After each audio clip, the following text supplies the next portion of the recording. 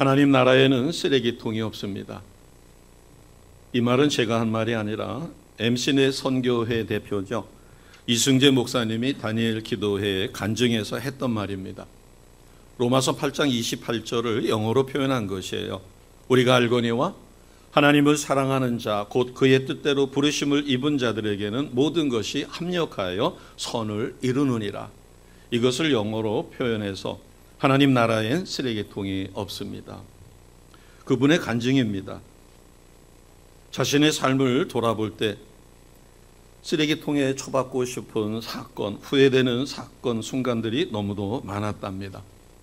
그러나 후에 하나님의 은혜를 얻어서 하나님을 만나고 보니까 자기는 기억조차 하기 싫은 쓰레기통에 처박고 싶었던 그 사건들이 하나님이 그것을 고쳐서 쓸 수 있는 것이 될 수 있게 만드셨다는 겁니다.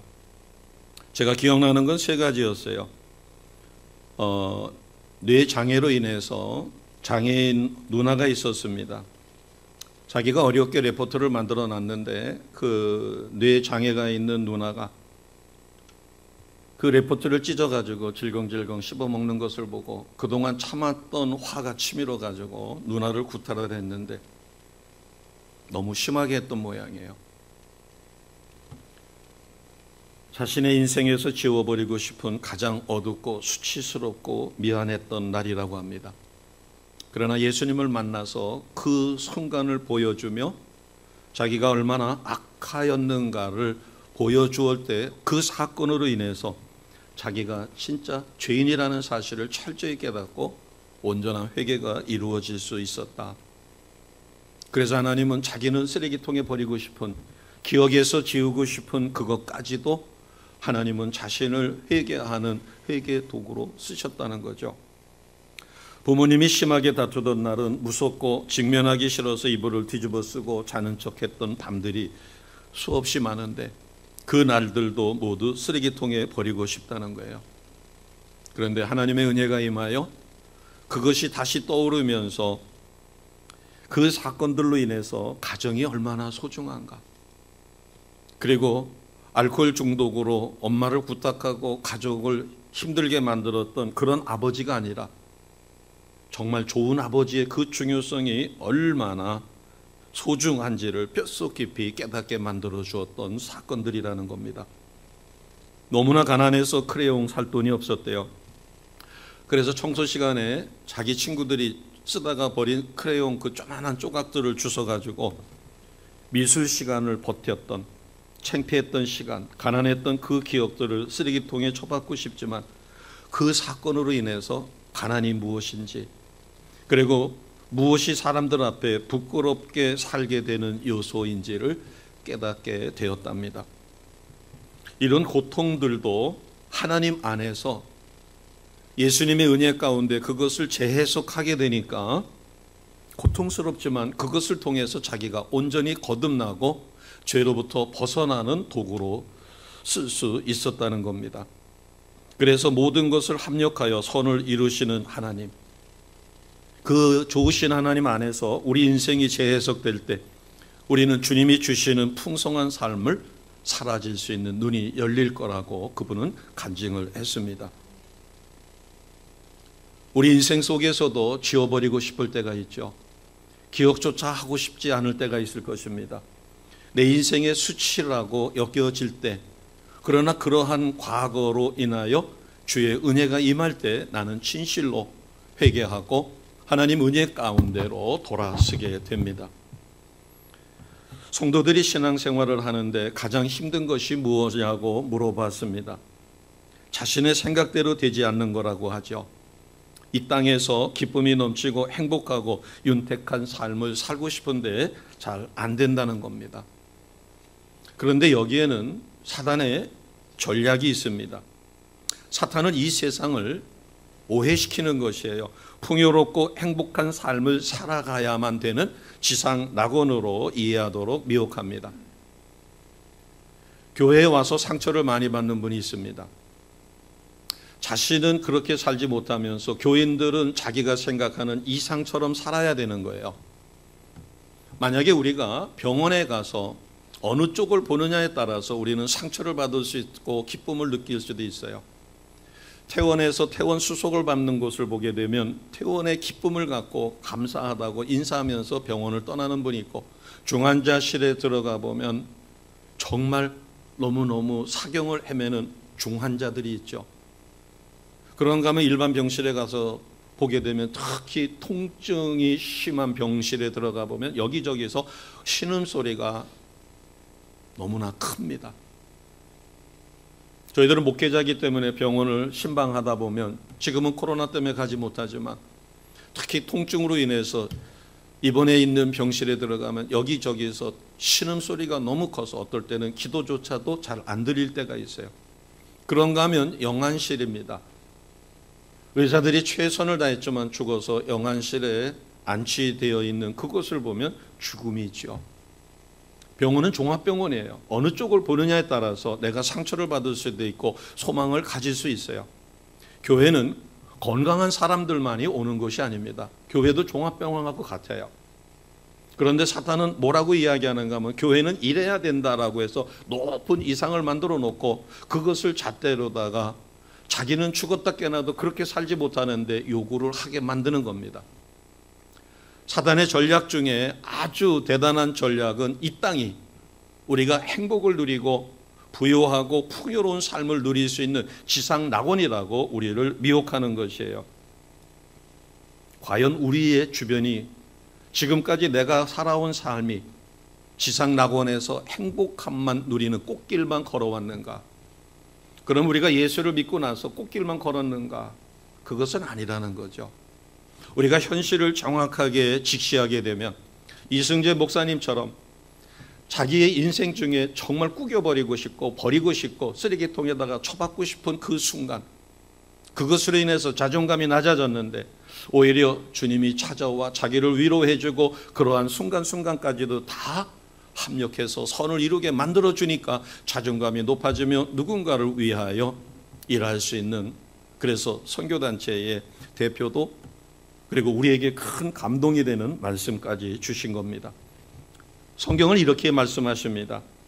그리스도 예수 안에 있는 생명의 성령의 법이 죄와 사망의 법에서 너를 해방했다.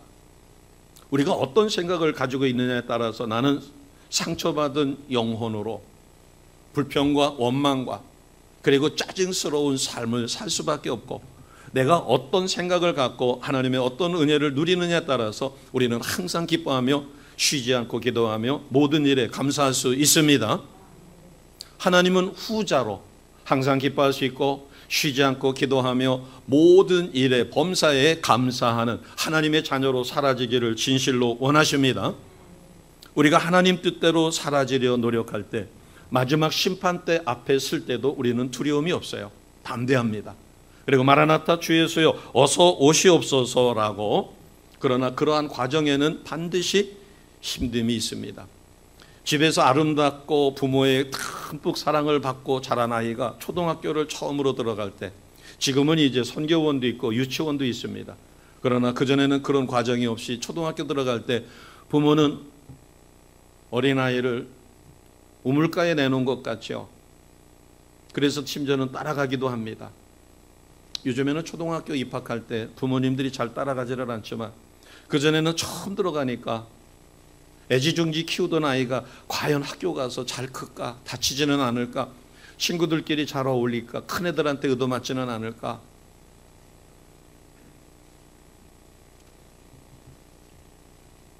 하나님의 자녀로 성령에 이끌려 하나님의 나라 확장에 쓰임받는 모든 성도에게는 반드시 힘듦이 있습니다. 그러나 그것을 우리는 은혜로 믿음으로 극복하게 됩니다. 말씀을 준비했습니다. 로마서 8장 17, 18절 말씀. 로마서 8장 17, 18절입니다. 같이 합니다. 자녀이면 또한 상속자, 하나님의 상속자요 그리스도와 함께한 상속자니 우리가 그와 함께 영광을 받기 위하여 고난도 함께 받아야 할 것이라. 자, 영광을 받기 위해서 무엇도 겪어야 된다고요? 고난도. 학교에 들어가서 열심히 공부해서 졸업할 때 상을 받는 아이가 그냥 빈둥빈둥 돌고 자기 하고 싶은 거 다 하고 자유분방하게 살았는데 상 받는 아이는 없죠. 하나님 영광에, 그리스도의 영광에 참여하기 위해서는 우리는 고난도 함께 받아야 할 것을 성경은 우리에게 가르쳐 줍니다. 18절입니다. 같이 합니다. 생각하건대 현재의 고난은 장차 우리에게 나타날 영광과 비교할 수 없도다. 아멘. 지금 우리가 겪고 있는 고난, 예수를 믿기 때문에 가족으로부터 핍박받을 수 있어요. 직장에서 핍박받을 수 있습니다. 내가 거룩한 삶을 살기 위해서 부정한 돈을 거절했더니 왕따를 당하고 모함을 당해서 직장에서 쫓겨난 경우도 있을 수 있어요. 그러나 그런 현재의 고난이 장차 마지막 심판 때 아버지 앞에 우리가 갔었을 때 받을 영광과 비교하면 게임이 되지 않습니다. 이것을 우리에게 가르쳐 주시는 것이에요.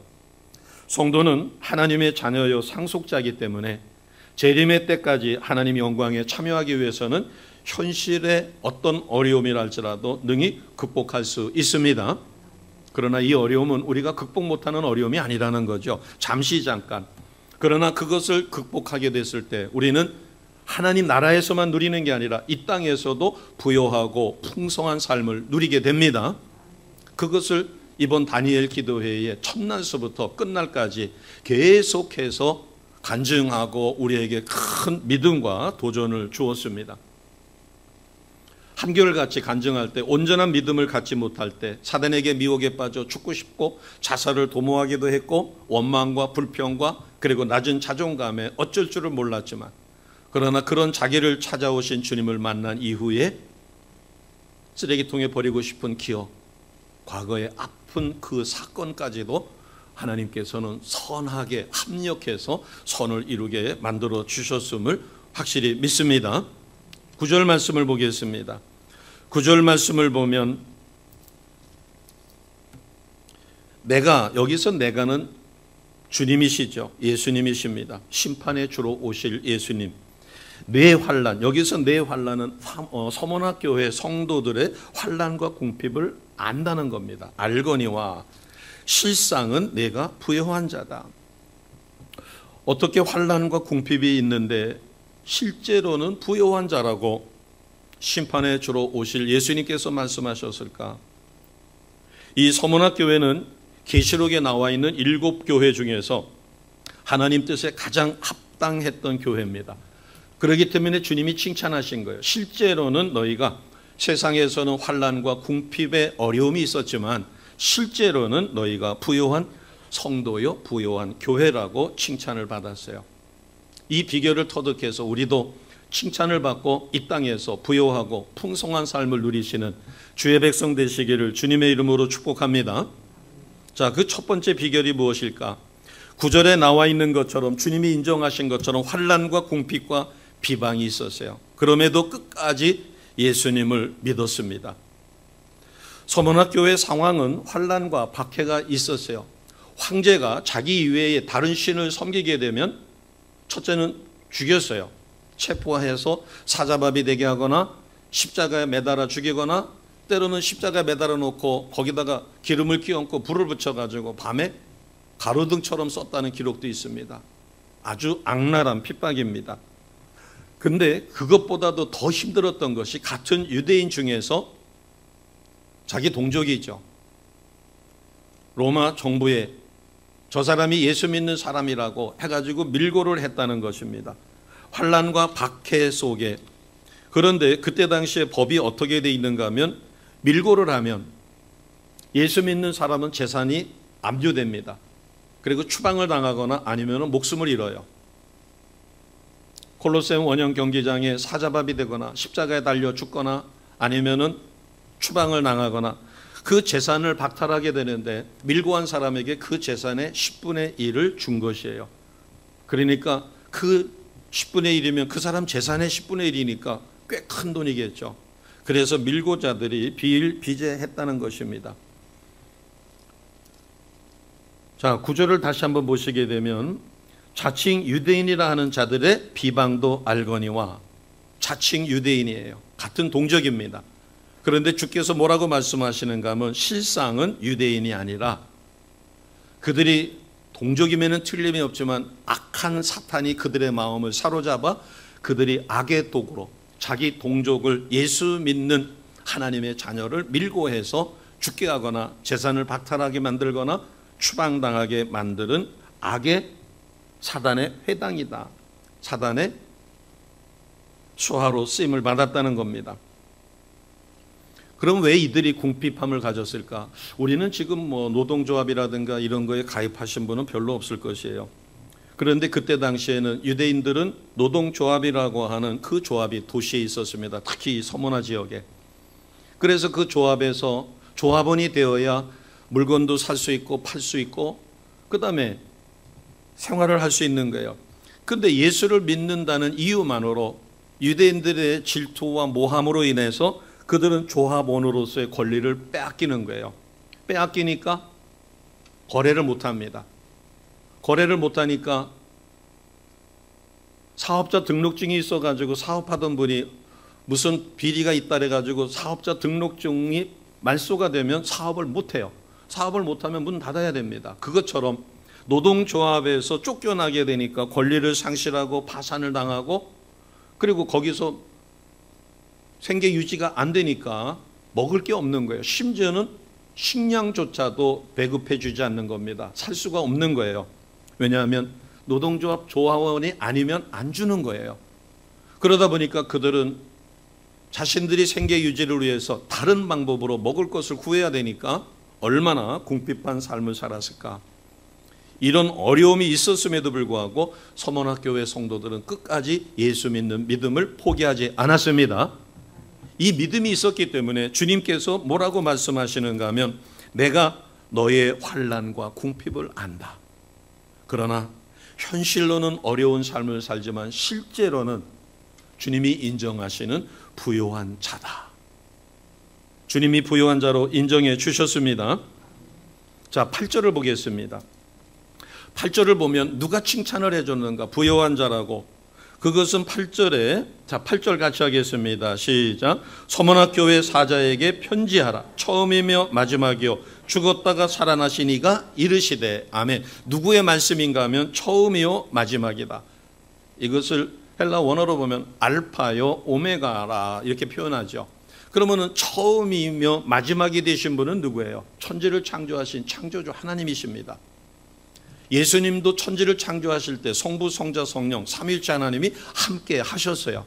그래서 8절에 보면 누가 서머나 교회 성도에게 이 말을 전하는가 하면 창조주 되신 하나님이에요. 알파요 오메가 되신, 처음이요 마지막이 되신.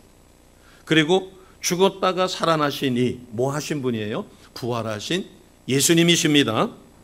그러니까 부활하신 예수님께서 친히 위로와 확신과 칭찬을 준 교회가 서머나 교회예요. 그래서 8절에 보면 서머나 교회 사자에게 편지하라. 처음이요 마지막이며 죽었다가 살아나신 이가 뭐라고 말씀하셨는가 하면 내가 내 환난과 궁핍을 안다는 겁니다. 그런데 실상은 네가 부요한 자다. 그러면서 자칭 유대인이라고 하는 너희의 동족이 얼마나 악랄하게 너희를 밀고 하고 너희를 몹살게 굴었는지 안다는 거예요. 그러나 그들은 사단의 회당이라고 말씀하시는 거예요. 자, 오늘 8절과 9절 말씀을 보게 되면 주님의 위로가 있습니다. 내가 내 환난과 궁핍을 알거니와. 다니엘 기도회의 간증자들이 보면 주님을 온전히 만나지, 인격적으로 만나지 못할 때는 너무너무 많은 고통과 고난이 있었지만 주님을 만난 다음에 삶이 바꿔집니다. 우리가 경험을 해서 알죠.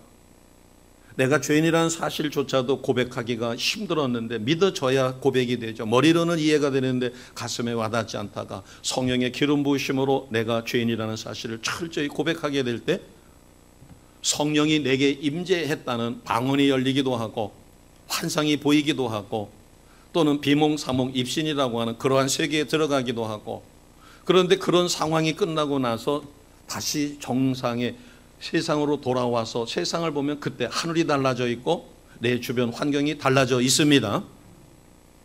전에 제가 죄인인 것을 고백하고 지하에서 기도하다가 주님을 만나 방언이 터진 다음에 아침에 나와 보니까 비가 왔었는데 빨랫줄에 물방울이 그렇게 영롱하고 아름다울 수가 없고 새소리가 새소리로 들리는 게 아니라 저하고 대화하는 것처럼 새들이 무엇이라고 이야기하는 소리를 들을 수 있는 것이에요. 이런 놀라운 변화가 일어납니다. 환난과 핍박 가운데 있는 서문학교회 성도들이기 때문에 주님이 위로해 주시는 거예요. 내가 내 환난과 궁핍을 안다. 주님이 아시면 어떻게 하셔요? 그를 극복할 수 있게 하거나 그를 능가할 수 있는 힘과 능력과 권세까지 주심을 확실히 믿습니다. 그래서 뭐라고 칭찬해 주셨는가 하면 실상은 내가 부요한 자다. 주님이 부요한 자로 인정해 주시는 우리 모두가 되시기를 주 예수 이름으로 축복합니다. 아멘. 우리가 비록 이 땅에서는 환난을 당할 수 있어요. 때로는 당합니다. 그러나 하나님 나라 그 왕국에서는 부요한 자라는 거죠. 그런데 우리가 오해해서는 안 됩니다. 그러면 우리는 죽어서야만 이것을 누릴 수 있느냐? 아니에요. 우리가 하나님 뜻대로 온전히 살게 될 때 이 땅에서도 풍요로운 삶을, 그래서 그것을 심령천국이라고도 이야기하고, 그리고 하나님 믿었을 때 다스릴 수 있는 힘이 있다면 재물도 주시고 부요한 삶과 풍요로운 삶을 우리에게도 허락해 주십니다. 이것을 가르쳐주고 있는 것이 로마서 14장 17절이에요. 같이 보겠습니다. 로마서 14장 17절 같이 선포합니다. 하나님의 나라는 먹는 것과 마시는 것이 아니요 오직 성령 안에 있는 의와 평강과 실학이라. 어디에 있어요? 의와 평강과 실학이 어디에 있어요? 성령 안에. 그렇기 때문에 세상 사람들은 맛볼 수가 없는 거예요. 온전한 믿음을 갖지 못한 크리스찬, 그냥 나 교회 다녀요. 그래서 교회 왔다 갔다 예배를 드려도 예배 속에 임재하신 하나님을 만나지 못합니다. 예배를 드려도 그냥 와서 형식적으로 예배를 드리다 보니까 감동을 받지 못하고 성령의 임재를 누리지 못하는 거예요. 왜? 성령 안에 하나님의 역사가 있기 때문에 그렇습니다. 그래서 우리는 말씀을 배워야 되는 거죠. 말씀을 듣는 것만으로 이해할 수도 있을 수 있겠지만, 그러나 말씀을 철저히 배우고 내가 뭘 내려놔야 되고 어떻게 살아야 될 것인가를 깨닫게 되면 우리는 내려놓을 것을 보다 쉽게 내려놓을 수 있습니다. 사단은 움켜잡으라고 그래요. 세상 진리는 잡아야 됩니다. 여기 빵이 10개가 있어요. 먹을 사람은 20명이에요. 그러면 정확하게 반씩 쪼개서 먹어도 불공평합니다. 등치가 크고 위가 큰 사람이 있고 등치가 작고 위가 작은 사람도 있는데 똑같이 쪼개서 준다고 해서 공평하지 않죠. 힘센 사람이 와가지고 덥석 3개를 잡았어요. 어느 누구도 항의 못해요. 맞아 죽으니까. 그러면 힘센 사람이 10개 중에서 3개를 움켜잡고서는 자기가 먹어버리면 나머지 19명이 7개 가지고 나눠 먹어야 되는 거예요. 그 중에서 누군가가 2개를 집어간다면 5개 가지고 18명이 먹어야 돼요. 세상은 공평하지 않습니다. 그러나 성령께서 나를 다스리시고 나를 하나님 말씀 안에서 온전하게 살게 하면 로마서 14장 17절에 있는 것처럼 성령 안에서 바른 생활에서 오는 보람과 감격을 누리게 만들어줍니다. 어떤 상황에서도 두려움이 아니에요. 담대함이 있습니다. 평안이 있어요. 그래서 그것을 평강이라고 이야기합니다. 그리고 하나님 때문에, 예수님 때문에 내가 살아가면서 심령에서 또는 주변에서 일어나는 온갖 기쁨을 누립니다. 이것을 실학이라고 해요. 그래서 성령 안에서 의와 평강과 실학을 누리시는 우리 성도님들 되시기를 주 예수 이름으로 축복합니다. 아멘. 하나님은 우리를 아셔요. 서문학교회 성도들이 지금 어떤 상황에서 어떤 어려움 속에 믿음을 지키는지를 아시니까 찾아오셔서 먼저 말씀해 주신 거예요. 무방비 상태로 있다가 뻥 하고 얻어맞은 것이 아니라 먼저 가르쳐 주셨어요. 10절을 보겠습니다. 10절을 보시면 너는 장차 받을 고난이 있다는 겁니다. 고난이 없는 게 아니에요. 예수 믿는다고 해서 꽃길만 걸은 게 아니죠. 너는 장차 받을 고난을 뭐 하지 말라는 거예요? 두려워하지 말라. 두려워하지 말라는 것은 립서비스가 아닙니다. 지금 말씀하신 분은 창조주 하나님이셔요. 부활하신 예수님이십니다. 능력이 있으신 주님이 두려워하지 말라는 것은 두려워하지 않게 해주시겠다는 거죠. 비록 고난이 있다 할지라도 그 고난을 극복할 수 있는 힘이 내게 있다면 우리는 능히 극복할 수 있습니다. 턱걸이를 한 번도 못하는 사람이 철봉에 매달려 가지고 체력장을 하느라고 6개를 해야 돼요. 안간 힘을 써도 안 됩니다. 손만 아파요. 그러다 뚝 떨어지면 다칠 수도 있어요. 그러나 체력이 강한 사람은 턱걸이 6개 하는 거는 뭐 이건 식은 죽 먹는 거죠. 그냥 순식간에. 내가 영적으로 어떤 역경과 환난도 능히 극복할 수 있도록 하나님이 내게 능력 주시면 우리는 어떠한 고난도 기쁨과 보람과 감격 속에 극복하게 되어집니다. 그래서 너는 장차 받을 고난을 두려워하지 말라. 그러면서 더 세세하게 말씀해 주시는 거예요. 마귀가 장차 너희 가운데 몇 사람을 옥에 던져 시험을 받게 한다는 겁니다. 실제로 이때 당시에 그 로마의 여러 황제 중에서 특히 10명의 악독한 황제가 있었는데 디오클레티안이라는 황제가 있었습니다. AD 284년에서 305년 동안 집권을 했어요. 정말 가장 악독한 박해자였습니다. 크리스찬들이 동굴로 그다음에 공동묘지로 피해 있으니까 10년 동안이나 동굴을 숲을 이잡듯이 샅샅이 해서 기독교인들을 체포해가지고 처형을 했어요. 그래서 신자들은 화형을 당하거나 굶주린 사자에 물어 뜯기거나 온갖 잔인한 고문에 의해서 피살을 당했어요. 그런데 하나님의 섭리는 오묘해서 그의 아내 황후는 예수를 영접하게 됩니다. 기록에 의하면 그때 당시에 500명이 붙들려 가서 죽음을 당했어요. 순교했어요. 지금으로 보면 500명이라는 숫자는 그렇게 큰 숫자가 아닐 수 있습니다. 그러나 당시의 인구 비례로 봤었을 때 어느 분이 계산을 해놨습니다. 오늘날 인구 비율로 환산한다면 약 1억 명 이상의 수가 될 수 있을 것이다. 1000명만 학살을 당해도 대단하죠. 물론 히틀러에 의해서 유대인은 600만 명이 학살을 당했습니다. 이 디오클레티안 그 황제 때 크리스찬들은 10년 동안이나 아주 교묘하게 집요하게 숲을 동굴을 이잡듯이 뒤져서 크리스찬들을 처형할 때, 그래서 10절에 보게 되면 10일 동안 환난을 받으리라. 이것을 10명의 악독한 로마 황제로부터의 박해라고도 이야기합니다. 또 어느 성경 해석가는 다른 해석을 하지만 그것이 우리에게는 큰 문제가 되지 않을 것이에요.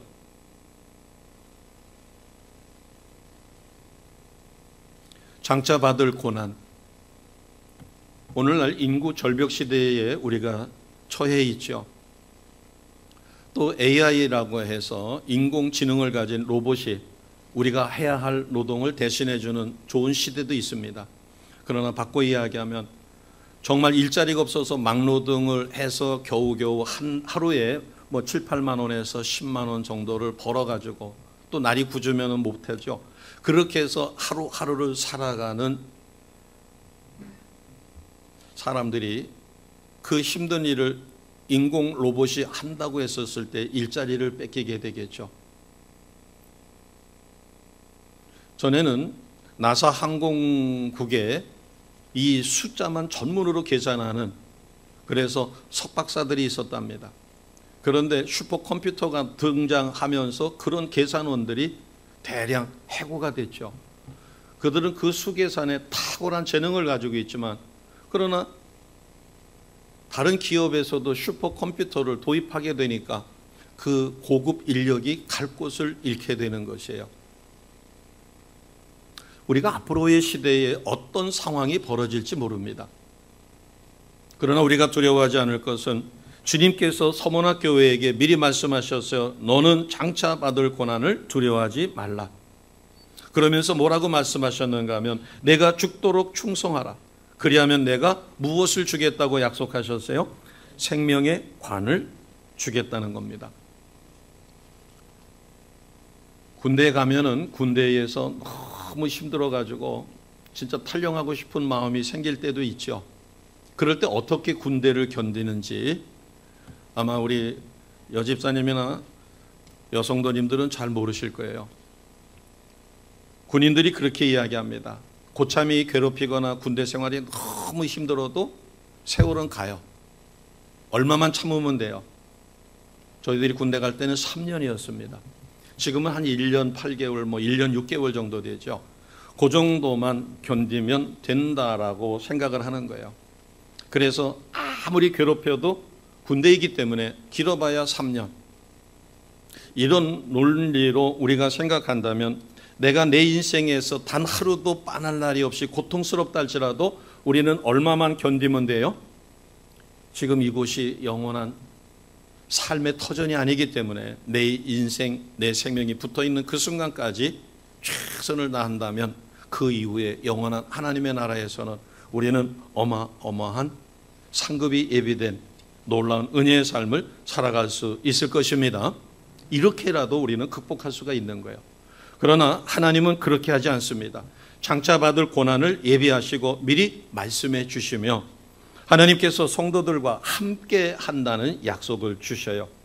그래서 아까 로마서 14장 17절에 보면 하나님의 나라는 먹고 마시고 이런 것이 아니라 성령 안에서 의와 평강과 희락을 누리게 만들어 주십니다. 그렇기 때문에 우리는 어떤 역경을 극복할 수가 있는 것이에요. 이런 체험은 우리 모두가 갖고 있습니다. 그래서 주님은 상급을 예비하셨어요. 자, 10절 끝에 보면은 내가 죽도록 충성하라. 그리하면 내가 너에게 무엇을 주겠다고 하셨어요? 생명의 관을 주겠다는 겁니다. 오늘날 우리는 전쟁 속에 있지는 않습니다. 그러나 교회를 못 가게 하는 핍박하는 시부모가 있을 수 있고 남편이 있을 수 있고 아내가 있을 수 있고 자녀들 같으면 부모가 있고 또 부모 입장에서 자녀를 교회로 인도하고 싶어도 고집이 황소고집이라 꺾을 수 없는 어려움이 있을 수 있어요. 직장에서 의롭고 바르게 살다 보면 왕따 당할 수도 있고 때로는 모함받아서 그 직장에서 쫓겨날 수도 있어요. 왜? 가시 같은 그 사람 때문에 될 일이 안 되는 거죠. 검은 돈이 생기면은 나눠 가져가지고 이렇게 인마이 포켓을 해야 되는데 그거를 못하게 하니까 모함을 해서 그가 직장에서 누명을 쓰고 쫓겨나게 만들어 줄 수도 있는 것이에요. 소모나 교회는 로마의 무서운 핍박을 받았습니다. 모진 고난 속에 그러나 소모나 교회 성도들은 복음을 전하며 그 복음 전한 것이 AD 313년이 됐을 때 로마 국교로 기독교가 공인이 되어집니다.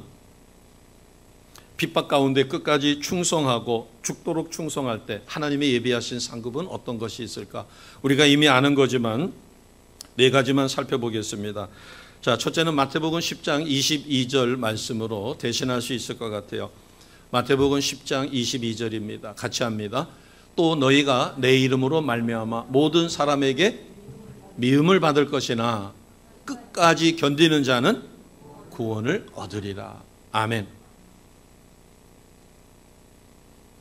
저는 하나님의 은혜 가운데 믿음의 부모와 더불어서 믿음을 시작했기 때문에 교회 나가는 것에 대해서 핍박을 받지는 않았습니다. 그러나 세상 진리와 제가 교회 안에서 겪었던 진리가 상충하게 되니까 갈등이 너무너무 컸죠. 논리적이고 사리로 하나님의 원리를 생각할 때는 믿어지지가 않는 것이에요. 그러나 주변에 보게 되면 교회를 나가는 것으로 인해서 부모에게 또는 여러 상황에서 핍박을 받는 분들이 한둘이 아니죠. 그러나 끝까지 견디는 자는 구원을 얻는다. 우리는 이미 구원을 받으셨습니다. 하나님의 놀라운 은혜 가운데 있죠. 자, 두 번째는 하나님의 약속을 주신다는 겁니다. 히브리서 10장 36절이에요. 히브리서 10장 36절 같이 하겠습니다. 시작. 너희에게 인내가 필요함은 너희가 하나님의 뜻을 행한 후에 약속하신 것을 받기 위함이라. 아멘. 무엇을 받는다고요? 약속하신 것. 우리가 간단하게 생각하면 아브라함에게 복을 주셨고 아브라함은 복의 통로가 돼서 믿음의 조상이 됐고 아브라함의 복을 우리는 받아 누립니다. 개인의 복이 있고 가정의 복이 있고 가문의 복이 있고 나라와 민족의 복이 있고 열방의 복이 있습니다. 우리가 예수님을 잘 믿게 되면 이 땅에서도 아브라함의 그와 같은 복을 받아 누릴 수가 있어요. 그것 말고도 성경에는 너무너무 많은 하나님의 축복의 약속이 있습니다. 인내가 필요해요. 왜냐하면 그것이 이루어지기. 내가 믿음의 기도를 합니다. 소원의 기도를 해요. 어제 수능이 끝났을 때 얼마나 많은 부모들이 자녀들을 위해서 기도했겠어요. 그러나 그 기도가 이루어질 때까지 끊임없이 인내로 기도해야 합니다. 왜냐하면 하나님의 뜻을 행한 후에 약속하신 것을 하나님은 반드시 주시기 때문에 그래요. 그러면서 필요의 때마다 위로하시고 소망을 주십니다. 로마서 15장 4절이에요. 성경의 위로와 소망을 주십니다. 15장 4절 같이 합니다. 무엇이든지 전에 기록된 바는 우리의 교훈을 위하여 기록된 것이니 우리로 하여금 인내로 또는 성경의 위로로 뭘 갖게 하셔요? 소망을 가지게 함이라. 여기서의 소망은 우리가 하나님 앞에 원하는 것이죠. 위로를 주시기도 하고 인내로, 그래서 소망을 갖고 그 소망이 반드시 이루어짐을 끝까지 믿는 것입니다. 자, 11절을 보겠습니다. 그러면 하나님이 예비하신 네 번째 상급은 무엇일까? 11절 같이 갑니다. 시작. 귀 있는 자는 성령이 교회들에게 하시는 말씀을 들을지어다. 이기는 자는 둘째 사망의 해를 받지 아니하리라. 여기서 이기는 자는 하나님 말씀대로 끝까지 사라지는 믿음의 성도입니다. 둘째 사망은 지옥 형벌에 떨어지지 않는 거죠. 우리는 모두가 심판대 앞에 서야 합니다. 믿음이 좋은 자나 믿음이 약한 자나 불신자나. 그러나 달라요. 안 믿는 사람은 무슨 심판에 참여해요? 형벌 심판에 참여합니다. 같이 해보겠습니다. 형벌 심판. 그러면 믿는 자는 어느 저기에 참여해요? 상급 심판이에요. 하나님이 상을 주실 때 어떤 상을 주실 것인가, 거기에 믿는 성도들은 상급 심판에 참여하고 믿지 않는 성도는 형벌 심판. 그래서 바꿔 이야기하면 둘째 사망, 불못에 던져지는 그와 같은 어려움이 있게 됩니다.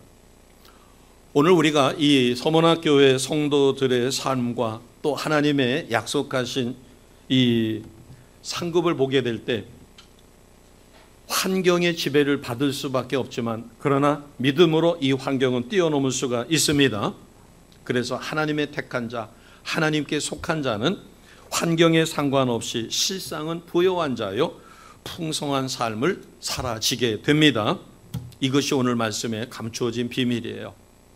그들은 어떠한 핍박과 환난 가운데서도 예수님을 믿는 믿음을 끝까지 버리지 않았습니다.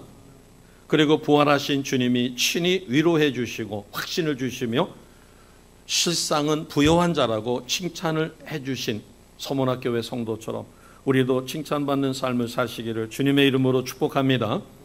그리고 장차 받을 고난을 대비할 수 있도록 가르쳐 주시고 담대함을 주셨어요. 그리고 죽도록 충성하도록, 그렇게 해서 생명의 면류관을 받을 수 있고 둘째 사망의 해를 받지 않는 은혜까지 주셨습니다. 이 말씀은 21세기를 살고 있는 우리에게도 그대로 필요합니다. 오늘 말씀 속에 감추어진 비밀, 성령 충만함을 받아야만 이 비밀은 우리가 해석하고 누릴 수가 있어요. 오늘을 사는 우리도 하나님 말씀대로 끝까지 순종하며 최선을 다하고자 할 때 주님의 온유한 성품을 담고 예수님을 닮은 삶을 살아가게 되어집니다. 그렇게 할 때 내 집 식구 중에서 아직도 구원받지 못한 식구가 있어요. 그러나 실망하지 않습니다. 하나님은 믿는 자의 자녀뿐만 아니라 자녀는 천대까지 축복하시고 믿음의 가정을 이루어 하나님 나라 확장에 쓰시기 때문에 온 집안 식구가 구원받는 놀라운 역사가 있습니다. 기독교 복음이 들어가면 그 나라는 반드시 흥하게 돼 있어요. 그래서 지금 우리가 나라와 민족이 어려움을 겪지만 우리는 두려워하지 않습니다. 바알에게 무릎 꿇지 않는 7천인을 아방 시대에 그 악독한 시대도 남겨놓으신 하나님이 오늘 이 시대에 우리를 남겨진 자로 그릇터기로 쓰심을 확실히 믿습니다. 그렇기 때문에 대한민국 나라와 민족은 반드시 회복이 될 것이며 살아날 것이고 세계 선교를 감당하는 대한민국으로 거듭나게 될 것입니다. 그리고 우리는 세계 열방까지 책임지는, 그래서 우리 교회도 2002만 세계 비전을 감당할 수 있게 해달라고 하나님 앞에 오랫동안 기도했습니다. 오늘 말씀을 부여잡고 서문학교회 성도들처럼 하나님의 위로하심을 받고 예비하신 상급을 받아 부요함과 풍성함을 누리는 우리 모두가 되시기를 주의 이름으로 축복합니다.